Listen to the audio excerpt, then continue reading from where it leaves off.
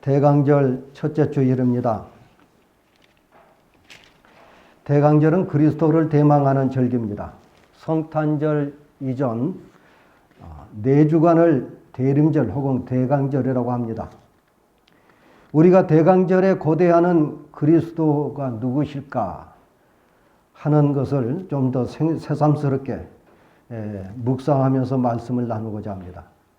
복음서마다 강조점이 있습니다. 마태는 마태복음에서 그리스도가 유대인의 왕이라는 사실에 집중했습니다. 그래서 마태복음서를 다윗의 왕의 족보로부터 시작하고 있습니다. 마가복음은 마가는 마가복음에서 마가가 그리스도의 종이라는 사실을 전하는 데 역점을 두었습니다. 종에게 있어서는 족보나 출생이 없는 거죠. 그래서 마가복음에는 예수님의 족보나 출생 기록이 되어 있지 않습니다. 처음부터 사역에 바로 집중하고 있습니다.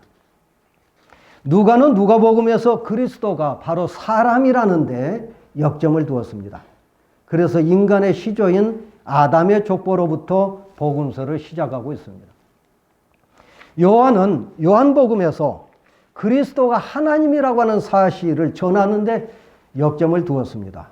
그래서 태초에 존재하는 말씀, 곧 하나님이신 말씀으로부터 복음서를 시작하고 있습니다.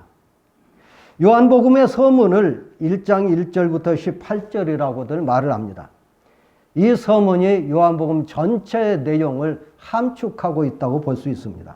굉장히 중요한 문단이죠.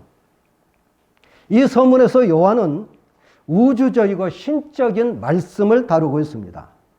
그 어조는 굉장히 장엄합니다.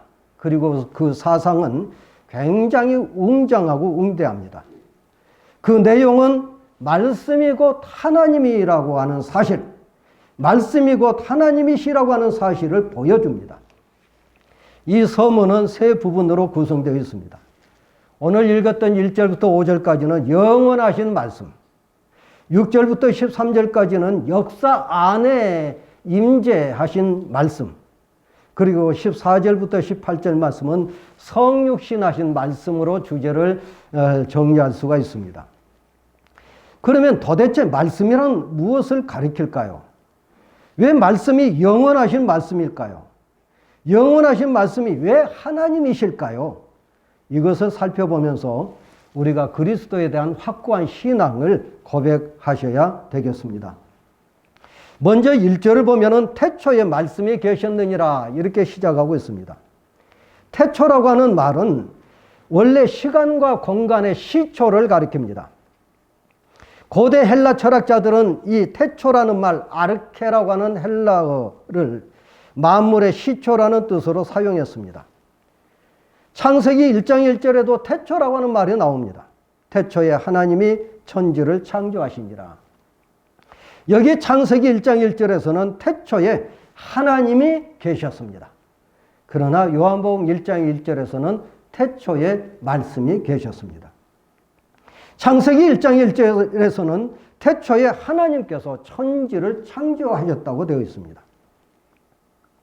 오늘 요한복음 1장 1절에서는 이 말씀이 하나님과 계셨고 이 말씀이 곧 태초에 하나님과 함께 계셨을 뿐만 아니라 만물이 그로 말미암아 지은 바 되었다라고 말씀에 의한 창조를 또 말씀하고 있습니다. 말하자면 창세기 1장의 내용과 요한복음 1장의 내용이 매우 일치하고 있다 하는 얘기입니다. 그러나 창세기 1장에서는 태초가 창조와 직접 관련된 말씀으로 그렇게 기록이 되어 있고 오늘 요한복음에서는 태초가 말씀과 관련되어 있는 것으로 기록해 놓고 있습니다. 태초에 말씀이 있었다. 요한이 태초와 관련 지은 말씀은 도대체 무엇일까요?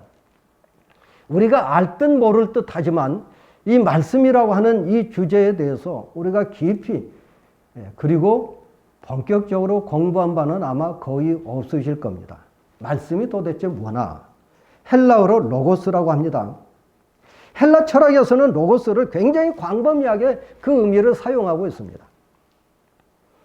특히 형이상학적, 좀 말이 어렵습니다만은 형이상학적 실제나 사물을 이해하는 어떤 법칙, 이렇게 말을 하고 보니까 좀 어렵죠.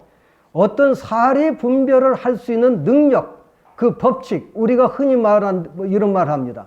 저 사람 경우가 있어 없어, 그 경우, 그런 것을 가리켜서 로고스라고 헬라 철학에서는 가리켰습니다. 이성이라고도 할 수가 있습니다. 우리가 말한 이성이라고 하는 것은 사물의 이치를 논리적으로 판단할 수 있는 능력을 가리킵니다. 옳고 그름, 좋고 나쁨을 판단할 수 있는 능력, 그걸 가리켜서 이성이라고 말을 하죠. 말하자면 옳고 그름을 판단하지 못하면 저 사람은 이성이 없는 사람이야, 이렇게 말을 해도 틀림이 없습니다. 이런 용어를 신학적인 의미로 바꾼 사람이 누구냐면 1세기 유대인 철학자 알렉산드리아의 필로라고 하는 유대 학자입니다. 이 필로라고 하는 말은 하나님의 로고스라고 하는 말을 처음으로 사용했습니다. 굳이 말하자면 하나님의 이성이라고도 볼 수가 있겠죠. 그러나 우리가 생각하는 이성과는 전혀 다를 수가 있습니다. 하나님의 이성, 하나님의 로고스라고 하는 얘기입니다.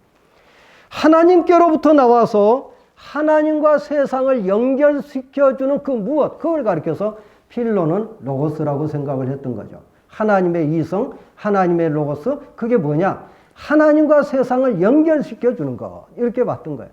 어떻게 연결시켜주느냐 하면 하나님의 창조하심의 능력, 창조의 능력이 세상을 창조하셨기 때문에 그 능력을 가리켜서 로고스라고 그렇게 이해를 했던 겁니다. 뿐만 아니라 창조를 해놓으시고 하나님께서 이 세상을 보존하시고 이 세상의 질서를 보존해 나가시는 그 능력, 그 능력을 가리켜서 하나님의 이성, 하나님의 로고스라고 필로는 그렇게 이해를 했던 것입니다.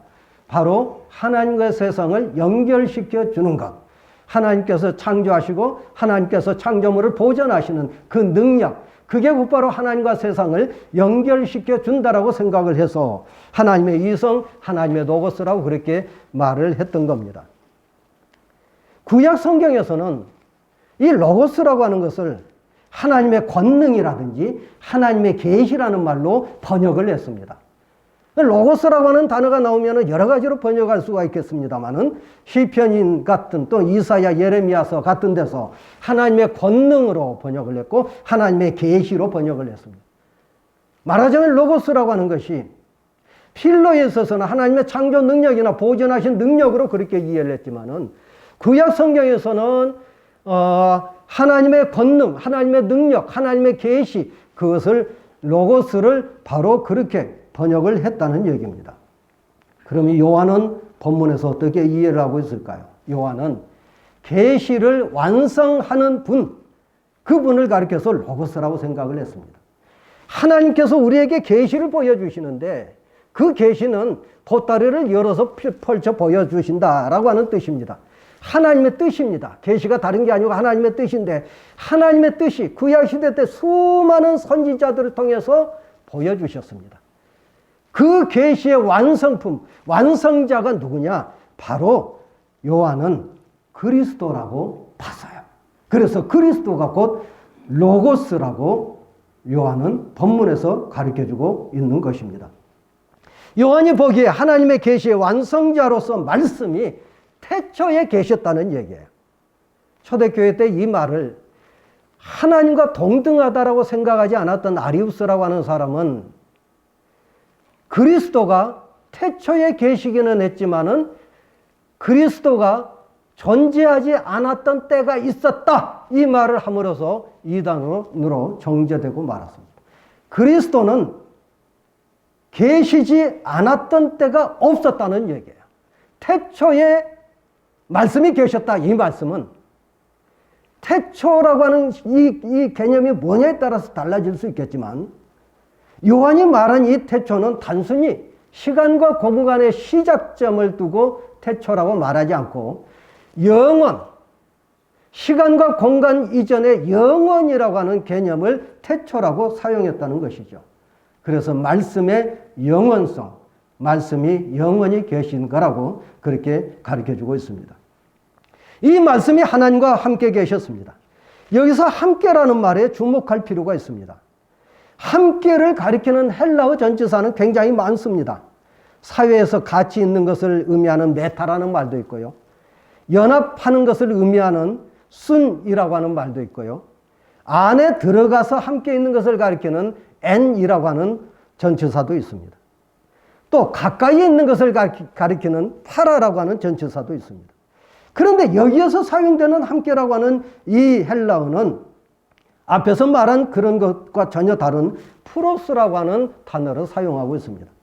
앞에서 말한 여러 가지 함께라고 하는 이 개념들은, 이 전치사는 공통점이 있습니다. 그게 뭐냐면 같은 시간에 같은 공간 안에 있는 것을 가리킵니다. 그냥 존재하는 것이죠. 그런데 말씀이 하나님과 함께 계셨다 할 때 이 함께는 그런 정적인 상태에서 공존하는 게 아니고 동적인 상태에서 함께 있는 것을 가리킵니다. 동적이라고 한다면 얼른 이해가 안 되겠습니다만은, 말하자면 성자 그리스도께서 성부 하나님과 얼굴을 마주 대하시면서 늘 교제하는 그런 액션, 그런 동적인 상태를 전제한 말이 프로스라고 하는 전치사입니다. 그래서 말씀이 하나님과 함께 계셨다라고 하는 것은 친밀한 관계를 늘 유지시키려는 그러한 그 동적인 상태가 전제되어 있기 때문에 말씀이 하나님과 마주 대하면서 하나님과 영화롭게 친교하고 있는 상태를 가리키는 말씀이다. 말하자면 말씀이 비인격체가 아니고 인격체라고 하는 이야기입니다. 인격성을 가리키는 것이 바로 이 함께라고 하는 전치사 안에 들어있는 것입니다. 이 말씀이 곧 하나님이시라 이렇게 말씀하고 있습니다. 자, 1절을 다시 한번 정리해보면 태초에 말씀이 계셨습니다. 시공간을 초월해서 영원한 말씀입니다. 두 번째 문장은 이 말씀이 하나님과 함께 계셨습니다. 함께 계셨다는 말은 정적인 상태에서 그냥 존재한다라고 하는 의미가 아니라 하나님과 늘 교제하면서 친밀한 관계를 유지하는 인격성을 전제하는 말입니다. 세 번째 문장은 이 말씀이 곧 하나님이시라고 했습니다. 말하자면 말씀의 신성성을 여기서 가르쳐주고 있는 거예요. 말씀은 영원하신 분이고 말씀은 인격자시며 말씀은 신성성을 가진 분이다 하는 얘기입니다. 이렇게 놓고 보면은 상당히 어렵게 생각하실는지 모르겠습니다만은 이 1절 한 절 안에 기독교의 심오한 신학적 주제가 들어있습니다. 그건 뭐냐면 삼위일체 신론이라고 하는 것입니다. 말씀이 하나의 인격체로서 하나님과 늘 교제하는 상태에 있다는, 그거는 삼위일체론의 출발점이라고 할 수가 있겠죠. 그래서 말씀이 계시의 완성자라고 그렇게 이해를 요한이 했던 겁니다. 하나님의 계시를 완성한 자가 그리스도인데 그리스도가 곧 하나님이시라고 하는 이야기입니다. 왜 그리스도가 하나님이시냐? 왜 예수가 하나님이시냐? 이슬람교에서는 부인합니다. 그러나 그리스도가 하나님이신 이유는 말씀의 영원성과 말씀의 인격성과 말씀의 신성성을 전제하고 있기 때문에 그리스도는 곧 하나님이시라고 하는 것을 오늘 본문이 들려주고 있습니다. 여러분, 지금은 말씀이 어디 계실까요? 말씀은 하나님 보좌 우편에서 하나님과 마주 대하면서 친밀한 교제를 나누고 계십니다. 그러면서 허물 많은 저와 여러분을 위하여서 변호해 주시고 대속의 은총을 지금도 베풀어 주고 계시는 거죠. 그리고 이 말씀이 하나님의 보좌 우편에만 계신 게 아니고 기록된 말씀으로 존재합니다. 기록된 말씀이라고 하는 것은 굉장히 중요합니다. 문자 안에 말씀이 문자화되어 있다는 얘기예요. 또 하나는 말씀이 선포된 말씀 가운데 있습니다. 여러분, 설교라고 하는 이 말을 그냥 장난삼아서 아버지가 아들한테 설교한다, 그렇게 생각한다면 대단히 잘못된 이해입니다. 설교가 강론이나 설교가 강의가 아닙니다. 설교 안에 하나님의 말씀이 임재하시고 그 말씀이 여러분 심령 속에 들어갈 때에 심령 골수를 쪼개고 부서뜨리면서 새롭게 만들어지는 귀한 역사가 일어나게 되는 거죠. 그래서 선포된 말씀, 이걸 설교라고 말합니다. 지금 또 하나 존재하는 것은 성만찬 가운데 하나님의 말씀이 존재합니다. 먹는 말씀. 예수 그리스도의 몸과 살을 먹고 살과 피를 먹고 마시는 가운데서 하나님의 말씀이 임재하고 내 안에서 요동치면서 역사하시게 된다는 것입니다. 말씀은 현재 기록된 말씀으로 또는 선포된 말씀으로 그리고 성만찬 가운데 말씀이 임재하시는 것입니다. 이게 기독교 신학입니다. 둘째로 만물이 말씀으로 지은 바 되었다라고 성경은 오늘 본문은 증언하고 있습니다. 여기서 만물이라고 하는 이 단어 앞에 관사가 없습니다. 우리말에는 그냥 관사, 이게 잘 안 사용하지 않잖아요. 있어도 그만, 없어도 그만, 그럴 수 있는데요. 이 헬라어에서는, 영어에서도 반드시 관사가 들어가야 되고, 헬라어에서도 반드시 관사가 들어가야 되는데, 여기에 관사가 없어요. 관사가 없다라고 하는 얘기는 그 만물이 아니라, 특정한 만물이 아니라, 오고 가는 모든 세대의 만물을 가리킵니다. 요한 시대만의 만물이 아닙니다.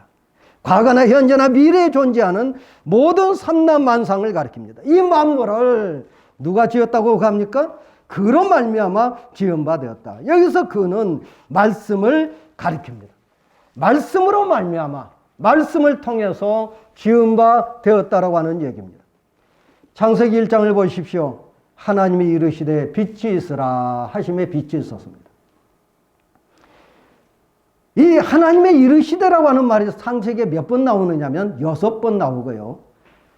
하나님의 말씀 그대로 되니다라고 하는 이 말은 5번이나 나오고 있습니다. 여기서 하나님께서 말씀하실 때에 어떻게 말씀하셨을까요? 지금 우리가 말을 하는 소리로 하셨을까요? 소리로 하셨다라고 하면 한국말일까요? 영어일까요? 헷갈리죠? 하나님은 영이십니다. 하나님은 창조주십니다. 이 소리도 피조물입니다. 따라서 피조물의 소리로 하나님께서 말씀하신 게 아닙니다. 피조세계가 가지고 있는 언어를 가지고 하나님께서 말씀하신 게 아닙니다. 하나님의 말씀은 따로 있습니다. 그게 곧 말씀입니다. 하나님께서 사람이 말한 것처럼 빛이 있어라 이렇게 표기되었고 그렇게 묘사되어 있지만은, 그러나 하나님께서 한국말로 빛이 있어라, 영어로 빛이 있어라 그렇게 말을 하셨겠습니까? 전혀 그럴 리가 없죠. 말하자면 창세기 1장에 있는 하나님께서 하신 그 말씀은 우리가 알 수 없는 하나님의 언어, 하나님의 말씀, 로고스입니다. 또 하나 창조하다라고 하는 이 말은 바라라고 하는 히브리어인데요. 이거는 무엇을 가지고 어떤 재료를 가지고 어떤 것을 만들다라고 하는 말이 아닙니다. 재료가 없는 상태에서 그냥 불러낸다라고 하는 얘기예요. 재료가 없는 상태에서 만들어내는 겁니다. 재료가 없는 가운데서 어떻게 만듭니까? 그건 사람이 할 수 없는 일이죠. 하나님만이 하실 수가 있습니다. 그게 바라라라고 하는 이 동사입니다. 어떻게 그게 가능할까요? 하나님의 말씀에 의해서 가능한 겁니다. 하나님의 로고스에 의해서 빛이 있어라 하는 말씀에 의해서 빛이 존재하게 됐다 하는 얘기입니다. 그래서 지은 것이 하나도 그가 없이는 된 것이 없다. 이렇게 성경은 증언하고 있습니다. 어느 것 하나도 하나님의 말씀 없이 된 것은 없습니다. 창세기 2장 7절을 보면은 하나님께서 사람을 흙으로 빚었다라고 하는 말씀이 나옵니다. 하나님께서 땅의 흙으로 사람을 지으셨다. 이건 말씀이 없지 않느냐 이렇게 생각할 수 있겠습니다만은 청행구절인 1장 26절을 보면은 하나님이 이르시되 우리의 형상을 따라 우리의 모양대로 우리가 사람을 만들자 그랬습니다. 하나님께서 이르시되 하나님께서 말씀하신 거예요. 우리가 사람을 만들자 그렇게 말씀하셨던 겁니다. 여기서 우리라고 하는 말은 하나님과 함께 계신 말씀과 하나님이 함께 하신 말씀인 것을 여기서 우리가 알 수 있죠. 하나님께서 말씀과 함께 당신을 우리로 표현하시면서 우리의 형상을 따라 우리의 모양대로 우리가 사람을 만들자 하셨습니다. 이 말씀에 의해서 사람을 창조하셨던 거죠. 말씀을 드리자면 지은 것이 그 어떤 것도 말씀 없이 된 것은 없습니다. 창조자 하나님은 지금도 말씀을 통해서 창조하시고 보존하십니다. 요즘 기후변화가 심상치 않습니다. 탄소 중립 상태로 나아가지 않으면 아마 머지않아서 지구가 버려진 폐허가 되는 혹성이 될 가능성이 큽니다. 하나님의 형상대로 지음받은 인생이 마귀의 모습을 가지고 살아가는 모습을 우리가 얼마나 많이 볼 수가 있습니까? 저주받은 인생이라고 할 수가 있겠죠. 그럼에도 불구하고 하나님께서는 버려두지 아니하시고 말씀을 통해서 창조하시고 보존해 가신다고 하는 건데 어떻게 그럴 수 있을까요? 말씀을 받아야 합니다. 말씀에 의해서 가능하다는 거죠. 왜 그렇습니까?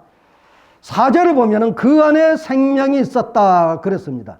그가 뭘까요? 그는 말씀입니다. 말씀 안에 생명이 있다는 얘기입니다. 신약 성경에서 생명을 두 개의 낱말로 표현을 하는데요. 하나는 비오스라고 하는 헬라어와 다른 하나는 조예라고 하는 단어입니다. 비오스라고 하는 말은 눈으로 볼 수 있는 생명을 가리킵니다. 내가 눈으로 확인할 수 있는 생명, 그것을 비오스라고 합니다. 눈으로 확인할 수 없는 생명을 조예라고 말을 하는데요. 이 생명이라고 하는 단어 앞에, 조예 앞에 영원이라고 하는 형용사를 붙이면 영원한 생명이 됩니다. 그러나 신약 성경에서는 영원한이라고 하는 형용사를 붙이기도 하고 붙이지 않고서도 조예라고 하는 단어 하나를 가지고 영생을 가리키기도 합니다. 왜 그럴까요? 조예는 눈에 보이지 않는 생명을 가리키기 때문에 그렇습니다. 영원한 생명을 가리킵니다. 말씀 안에 영원한 생명이 있다는 얘기예요. 말씀 안에 영원한 생명이 있기 때문에 말씀으로 돌아가지 아니하면 지구는 버려진 혹성이 될 수가 있고 사람은 마귀의 자식이 됐다가 그대로 그냥 사라져버릴 수밖에 없습니다. 말씀을 받아야 됩니다. 말씀 안에 생명이 있습니다. 이 생명이 사람들의 빛이라고 했습니다. 여기서 말한 빛은 헬라어에 여러 가지 빛이라고 하는 단어가 있는데요. 달빛을 가리키는 빛, 1월 성신을 가리키는 빛, 등불을 가리키는 빛, 횃불을 가리키는 빛, 다 단어가 다릅니다. 그런데 여기서 말한 빛은 포스라고 하는 헬라어인데 이 포스는 원래 태양빛을 가리켰습니다. 이 태양빛을 가리키는 이 단어를 말하자면 물리적인 빛이나 자연현상의 빛이 아니라 오로지 생명을 비춰주는 말씀으로 그렇게 빛으로 그렇게 말씀해주고 있습니다. 구약 성경 맥락에서 빛은 하나님의 떨기나무 불꽃 가운데 하나님께서 임재하셨지 않습니까? 빛을 발하는 구름 혹은 불기둥 가운데 하나님께서 현현하셨습니다. 하나님께서는 빛나게 드러내셨습니다. 다시 말씀을 드리면 하나님의 임재를 상징한 거죠. 원래는 태양빛을 가리켰던 이 포스라고 하는 단어를 끌어들여서 성경에서는 물리적인 빛이 아니라 하나님께서 임재하시는 영원한 빛, 영원한 빛을 가리키는 말로 사용하고 있습니다. 죽음에 반대되는 빛이라고 할 수가 있겠습니다. 이 빛은 하나님의 생명을 받고 있는 행복한 상태를 가리킵니다. 여러분 가정에 하나님의 빛으로 충만하기를 축원합니다. 어둠의 세력이 물러가야 됩니다. 슬픔의 세력이 물러가야 됩니다. 생명이 충만해야 됩니다. 그 생명이 충만하려면 말씀으로 인해서 가능합니다. 왜냐하면 그 생명은 말씀 안에만 있기 때문에 그렇습니다. 말씀 안에 생명이 있습니다. 그 생명이 있을 때 빛으로 빛나게 되는 겁니다. 어둠의 세력이 물러가게 되는 거죠. 빛이 어둠을 비추되 어둠이 깨닫지 못하더라 그랬습니다. 말씀은 생명을 통해 빛을 비춰줍니다. 그러나 어둠은 이 빛을 깨닫지 못했다 하는 겁니다. 얼마나 참 불행한 일입니까? 어둠이 빛을 깨닫지 못한다면 어떻게 되겠습니까? 이 어둠이라고 하는 것은 하나님과의 단절된 상태를 가리킵니다. 영적으로 사망한 것을 말하지요. 이 어둠은 생명을 가로막는 역할을 합니다. 죽음을 가리키는 거기 때문에 생명을 저항하는 거죠. 그 세력이 흑암의 권세자 사탄입니다. 이 죽음의 세력에게 말씀이 생명으로, 생명이 충만한 말씀이 이제 생명으로 빛을 비춰주는데, 이 어둠의 세력이, 이 어둠이 깨닫지 못한다 하는 것입니다. 깨닫지 못한다라고 하는 이 말에는 두 가지, 이 헬라어에는 두 가지 의미가 있는데, 하나는 이기다라고 하는 말과 깨닫다라고 하는 뜻이 있습니다. 이기다를 본문에 적용하면은 어둠이 빛을 이기지 못한다 하는 얘기예요. 말씀이 생명을 통해서 빛을 비추는데 어둠이 빛을 이기지 못해요.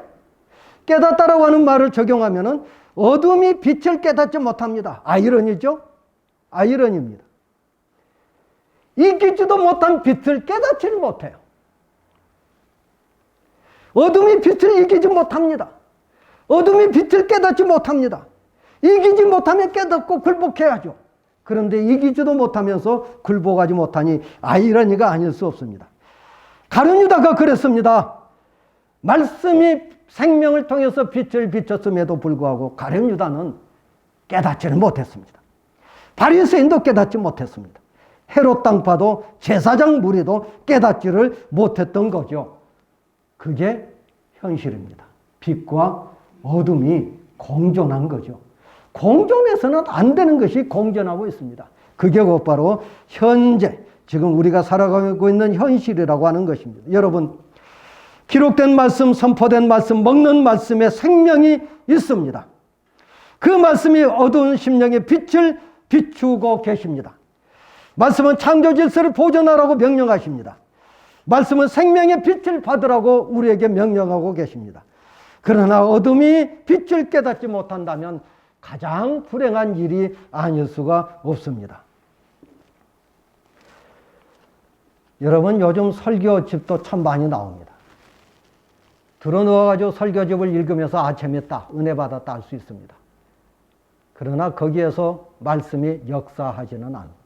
재미있다라고 하는 것으로 끝납니다. 요즘 유선방송을 통해서 얼마든지 설교를 쇼핑할 수가 있습니다. 그러나 설교를 쇼핑한다고 해서 그 말씀 속에서 말씀이 역사하지 않습니다. 말씀은 정한 시간에 정한 장소에 모여서 정한 식구들이 영과 진리로 예배할 때 곧바로 말씀이 역사합니다. 절대로 방송을 들으면서 눈물 흘렸다라는 그 눈물은 불쌍해서 흘린 것인지 모르겠습니다만은 회개 자복하면서 통해 자복하는 역사는 안 일어납니다. 일어날 택이 없습니다. 들어누워서 배 깔고 텔레비전 보는데 그게 무슨 은혜가 되고 그게 무슨 통해 자복이 되겠습니까? 말씀은 정한 장소에 정한 시간에 정한 식구들이 모여서 영과 진리로 예배할 때 말씀이 역사합니다. 말씀을 봉독할 때 그 봉독하는 말씀 가운데 역사합니다. 말씀을 들을 때에 어찌할까 하는 회개에 자복하는 역사가 일어납니다. 성령께서 임재하시는 그 장소에, 성령께서 임재하시는 그 예배 시간에 하나님의 말씀이 역사하신다라고 하는 것을 여러분 믿으시기를 바랍니다. 성만 찬을 나눌 때 영원한 생명이 주어집니다. 그까짓 건 뭐 쬐그마한 거 먹는 게 그게 무슨, 이리 생각하면 대단히 잘못된 것입니다. 그게 하나의 의식일는지 모르죠. 믿지 않는 사람들이 볼 때에는 불편한 의식이 될 수 있을는지 모르지만 그 작은 떡 조각과 잔을 먹고 마실 때 성령께서 내 몸과 영혼을 새롭게 해주시고 영원한 생명을 나에게 주신다라고 하는 사실을 믿으시고 성만찬에 참여하셔야 됩니다. 말씀은 오늘도 역사하십니다. 우리와 함께 역사하십니다. 우리와 함께 말씀은 역사하시면서 새롭게 창조하시고 보존하신다고 하는 사실을 여러분 믿으시고 말씀에 전력 투구하시기를 축원합니다. 은혜로우시고 자비로우신 아버지 하나님, 귀하고 복된 말씀을 나누었습니다. 우리가 잘 아는 말씀이라고 하는 단어를 알 듯 모를 듯 했었지만 오늘 요한이 우리들에게 들려주신 말씀, 요한복음에 있는 이 말씀을 통해서 참으로 말씀을 우리가 사모하게 하여 주시옵고 갈급해하면서 말씀을 사모하여 말씀을 받고 하나님의 말씀과 영원한 생명을 받아 누리는 우리 모든 성도들 될 수 있도록 역사하여 주시옵소서. 성령이 오시옵소서. 우리가 주님을 향하게 하여 주시옵고 우리 심령 가운데 말씀으로 채워주시사 기근과 기갈이 없도록 하나님께서 도와주시고 함께하여 주시옵소서. 예수님 이름으로 감사하고 기도하옵나이다. 아멘.